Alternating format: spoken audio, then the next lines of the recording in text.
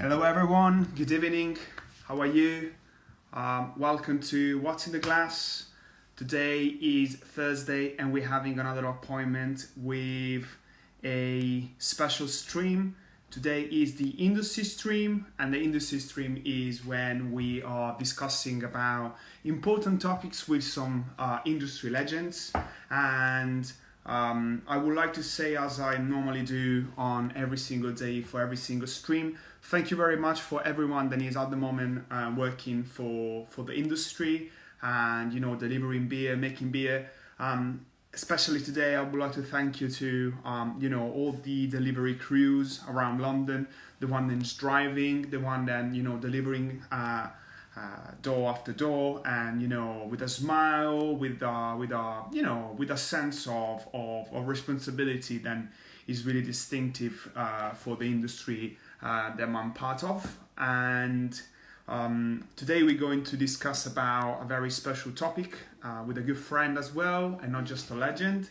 And first, I want to remind to everyone that this week is the Mother Kelly's week. It's Mother Kelly's week because I've been selected a range of pilsners and lagers from the guys. Mother Kelly's is one of the most important bottle shop and tap room in all London. And in between the beers that I selected, I went this day for Two Tribes beer. It's called Mirachi and it's a Mexican lager. What it makes it Mexican is the fact that they use some quantity of maize, some Mexican lager yeasts and Columbus, which I'm expecting to have a real nice, super easy to drink beer in here. And I would love to introduce in 3 minutes a good friend of mine, as I said. His name is Ben Duckworth, and we met probably more than 5 years ago when he used to work at a beautiful pub in South London, Pimlico, called Cask.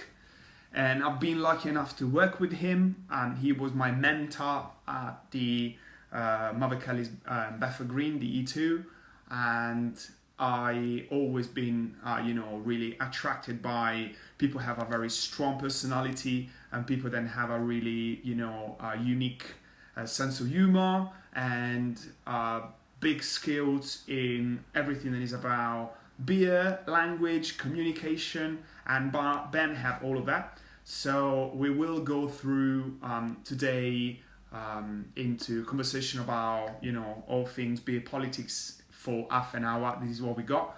And Affinity Brew was formed in 2016. It's Ben and Steve Grae project, and we're talking about almost like a dream story because two guys that have this big passion for beer, planning to set up a brewery, make it happen, navigating different locations around London. We're gonna have time to speak about it and finally create a brewery that is not just making so many special beers, but the most important thing is the fact that they put lots of passion behind the products that they do, and also they create some very unique combinations of different things that normally you don't see in British traditional styles or beer in general.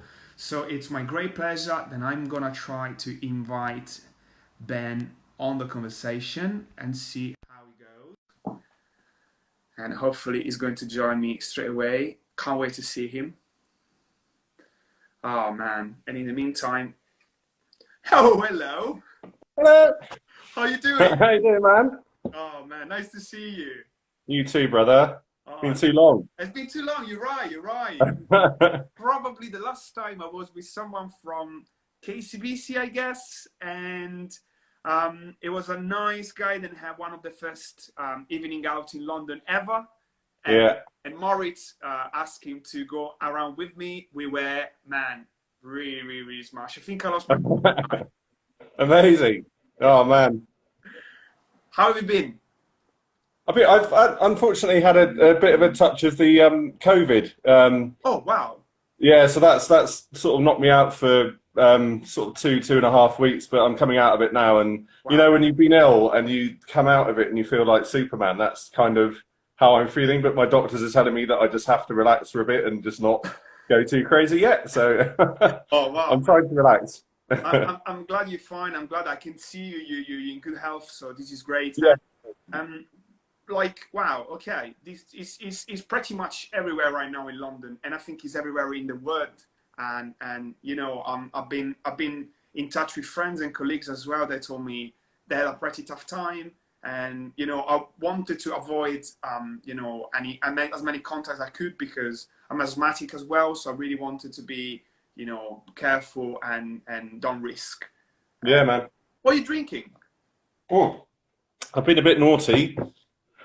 So there's a story behind this. I'm drinking. Oh, I know this. But somebody once said that it tastes like a posh lager and lime. Ooh.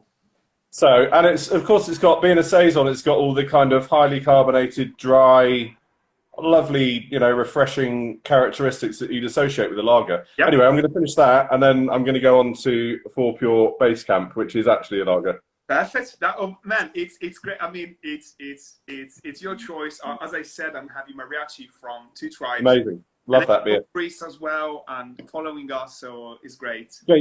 Gabe, can you give me 30 seconds? I'm really, really sorry. Of course you can. Thank you. Hang Go on. for it, man. No problem.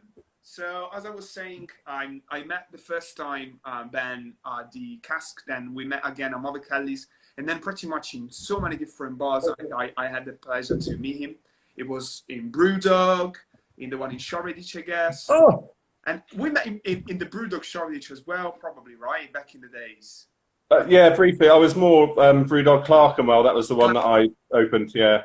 Okay. Well, I met you many times, and I'm so glad that we're here today.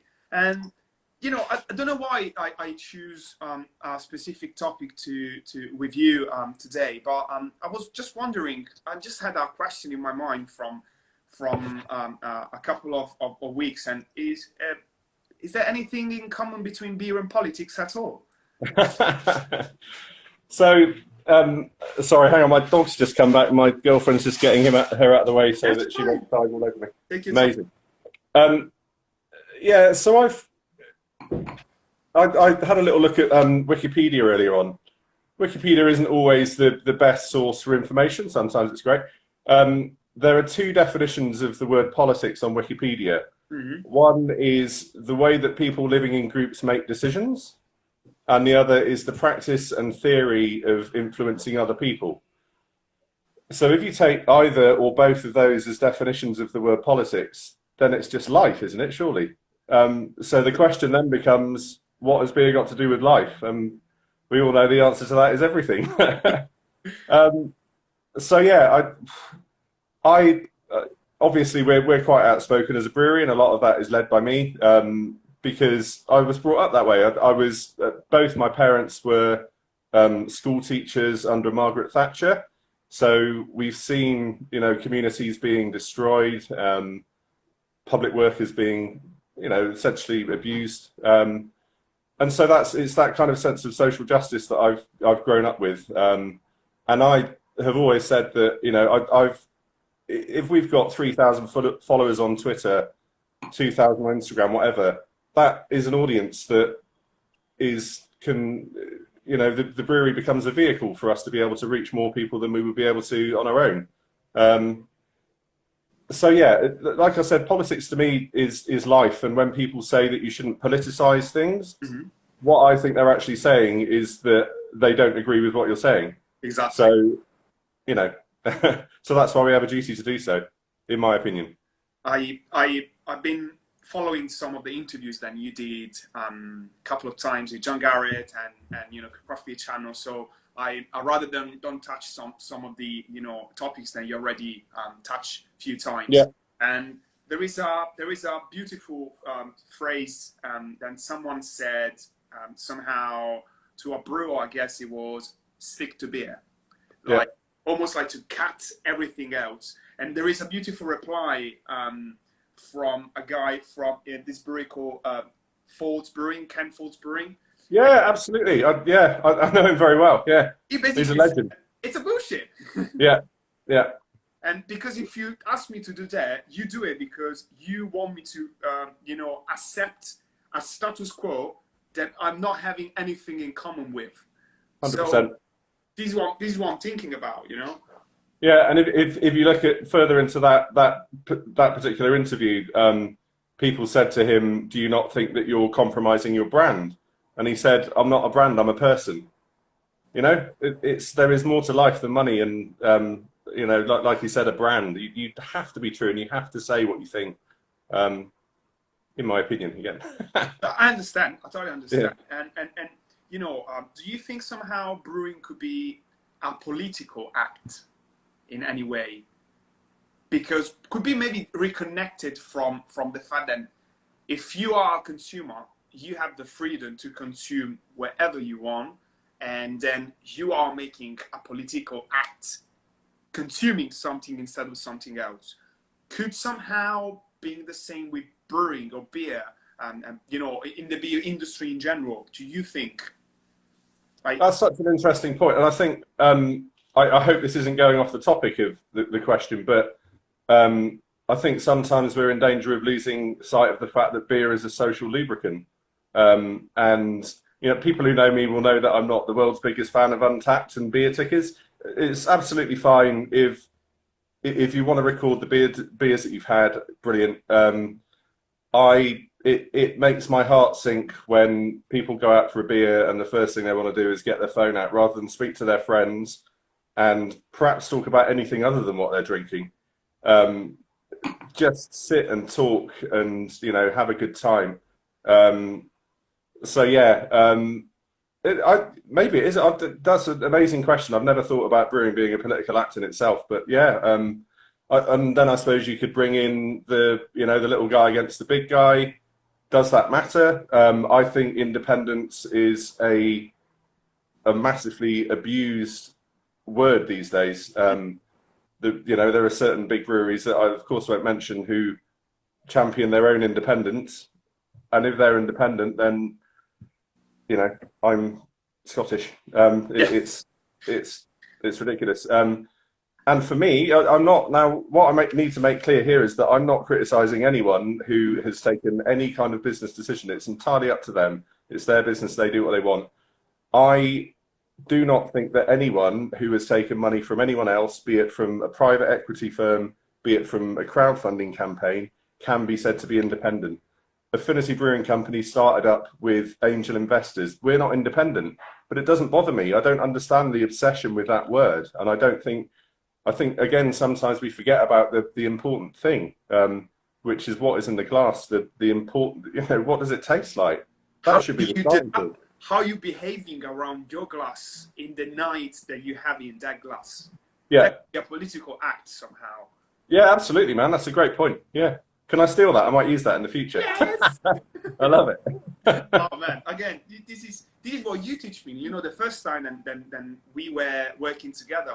I remember a specific code of not being a dick with a customer, not being a dick with a colleague, not being a dick in a space, wherever is the space, how big or small the space is. Just act properly, and this is what I steal from you. So you see, it's a constant, exchange, I would say. And I love the fact that in some of the interviews, and not just in the interviews, in your brewing experience, you were educating people with your beers, and I just had in mind for the many, I remember the beer with Lily, and there is also like a fil rouge that linked most of the affinity creatures, affinity babies, and it's definitely voluntary, I guess, right? 100%. Yeah. There's an interesting thing about For the Many. It really does polarize people, as I'm sure Jeremy Corbyn did. The beer was created shortly after Jeremy Corbyn became Labour leader, and that phrase became the motto of the Labour Party. And I was like, Christ, I've waited well, not my whole life, but I saw New Labour, I saw what they did to the name of the Labour Party, Tony Blair, what he did in Iraq, etc. And it felt like we had our party back. It felt like there were socialists back in that party again. And so, and Steve, bless him, agreed with me. He didn't fight me, which was great. But we called this beer For the Many. It's fairly obvious if you see it on the shelves what it's standing for. But yeah, the way it divided opinions. So there's two specific examples of what happened. One, and it was on the same day, astonishingly, at the tap room in Bermondsey. There was one group of people who came and ordered a round of it. They were standing in the doorway. It was a beautiful sunny day, all enjoying the beer. It's a 4.2% session IPA. It flies down on a day like that. Perfect. And I caught one of the guys looking over at the menu, and he was giving it a look, and then his face was getting more and more angry, and then he just suddenly went, "This is a fucking Corbyn beer," and he just put it down and walked off. Astonishing. So he was enjoying that beer, and then because it was linked to a politician that he disapproved of, he was away. And like I said, the same day, somebody came up to the bar and said, "We had to come here because we've heard about For the Many, and you must be the only socialists in beer at the moment," which I know for a fact is absolutely not true. But to get that, to have that contrast of two different experiences, within a couple of hours around one beer, wow, that was all I ever wanted to do was to show my support for the movement. I never wanted to create argument that much. That may be at odds with what people think about me, but I didn't. So yeah, it's very polarizing. But you have to say what you think, don't you? Surely. Ben, you always be there, and this is the beauty about it's the beauty about you. I know I will face a real answer and a real reaction if I'm chatting with you, because this is the way you are, and that's what I like as well about the brewery that you open up. It's full of just like personality. You two and Steve together just made this this beautiful. I mean, look at that. Do you know that? That's Tita. That's the genius behind that. I mean, oh man, that's lovely. Well done. I'm wearing a Daya t-shirt. There we go. This is the beauty. Yeah, absolutely. We're blessed. You bring up the artwork with Tita. I met her at Mother Kelly's. She just used to come in and get absolutely smashed, and I sort of plucked up the courage to talk to her because I thought she was far too cool for me to ever talk to. And then we just had a chat, and I loved the t-shirts that she made for Mother Kelly's. And right from the start, all it was me and Steve giving her names of beers and say, "Go and do what you want with it." And that's all we do. That's all she does. We just give her the name of a beer, sometimes the style, and she just creates beauty like you've got behind you there. I love the fact that people describe it as like Tron. That's my favourite thing that people, the comparison that people make. Because I was obsessed with Tron as a kid. I love that movie. You can enter in the Tron after you had a few glasses of that beer as well. Absolutely, yeah. Spot on, man. I love it. And there are a couple of things as well then I like to talk about. And you always let me think that you can make important actions for the community where you are, or the place where you live, and you organize as well a festival, and you have a tap room, so you definitely connecting with people all the time, as you said before. And do you think more and more you're doing events and more you're connecting with people, can you teach something to the audience? Can you tell them you can actually drink these in this quantity? You can actually make a better decision going for a small company instead of a big company. Like, are you trying to help people to go in a certain direction? I'm not saying influencing them politically, but just let them think. Always. So I think one of the big things that running a bar teaches you is balance across the range. So if you open on a Friday night and you've just got 15 double IPAs, you're going to have a lot of very pissed people within about an hour, and then you're going to have an empty pub because everyone's going to be being sick outside. So you need to look at everything, drinkability, style, and within that, you also. I mean, I do. I don't know if everyone does. I love to try and educate people. Sometimes it's completely wrong, and sometimes I get it horribly wrong, as we all do. But if you've got a passion for something, as you're probably the single most passionate person that I've ever met in beer. It's astonishing, and well, it's true. And you've taught me as much. You talk about what I taught you. You've taught me as much, if not more. Like your passion, your attention to detail. Your attention to detail is something I fundamentally lack. And the detail that you go into when you're describing beer is just mind blowing. It's phenomenal. Anyway, I've blown enough smoke up your ass now. But yeah, we can teach people. We try to teach people. I think as I've touched on independence, so I wouldn't say that I necessarily look to steer people towards small breweries. I suppose you're always going to have a degree of bias. If you've got friends that you think are making great beer, you're probably going to point people towards them first. But headline, it's got to be great beer to start with. And so yeah, it's just another platform, hopefully, to try and promote people with creativity, with imagination, producing wonderful things. Because that's what it's about for me. I'm such a fan of creativity and people who think and they don't follow fads, and they're individual in the way that they look at life. Those are the people that I'm attracted to. I'm trying to help, friends of mine that are normally going to supermarkets and, just enjoying the beer. Then it's a bit more interesting compared to the one that they had so far. Yeah. It's for a reasonable price, quite approachable. And, they don't feel like they could go and explore in wherever areas they are at Clapton Craft, rather than, a Hobman's and Black, rather than any other bottle shops around the city. And I'm always like, have you ever did it? Have you ever actually went in one of these places?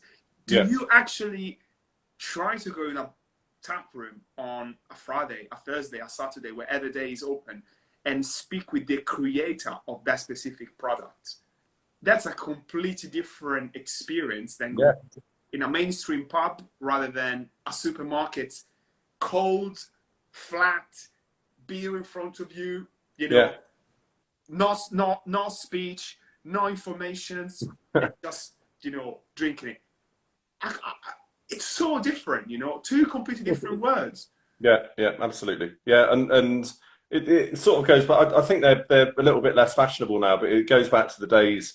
I mean, you mentioned Cask Pub and Kitchen. I remember when I was running that. Yep. And there was a Mikkeller event there, and I mean, I was just and within a month, I think there was an Evil Twin one there as well. So Mikkel and Jeppe turned up, and I'm just like I'm a Spurs fan. I've never met any Spurs players in the flesh, but I would imagine it was a kind of similar feeling. These guys kind of walked in, they're very kind of matter of fact. I don't know if you know either of them, but they're very kind of dour, and they don't really, they're not very emotional. But I couldn't speak. I was just in pieces.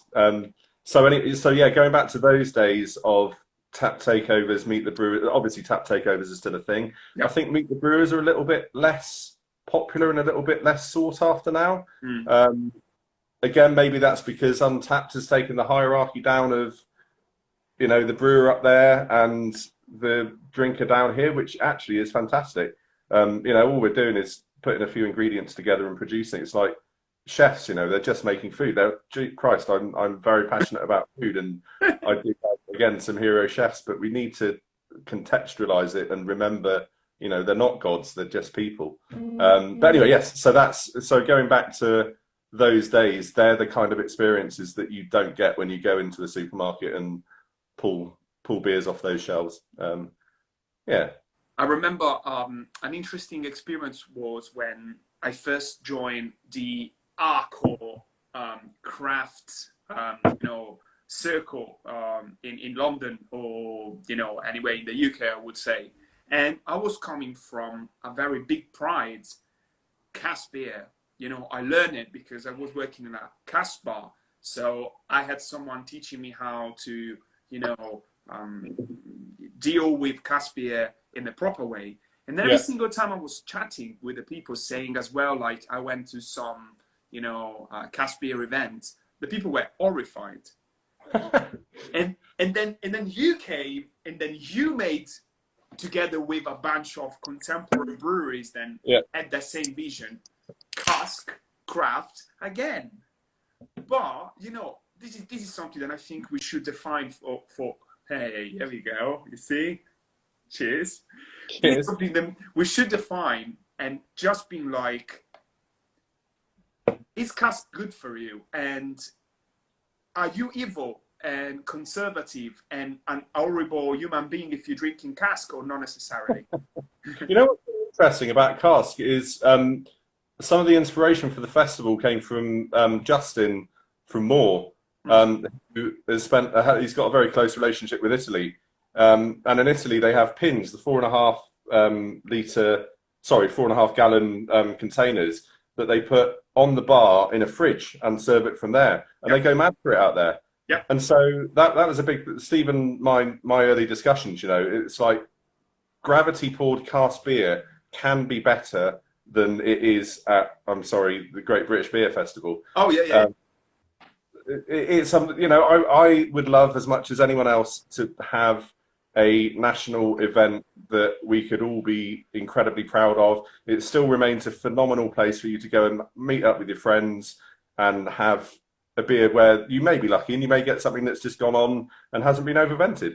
But yeah, that Italian model, we loved it. And so, refrigeration, super fresh, not vented for 48 hours. There is a massive cask resurgence coming on. I mean, a lot of that is to do with a lot of the right faces in the north, hugely publicising Timothy Taylor Landlord. Yeah. And that became, kind of the beer to be seen with.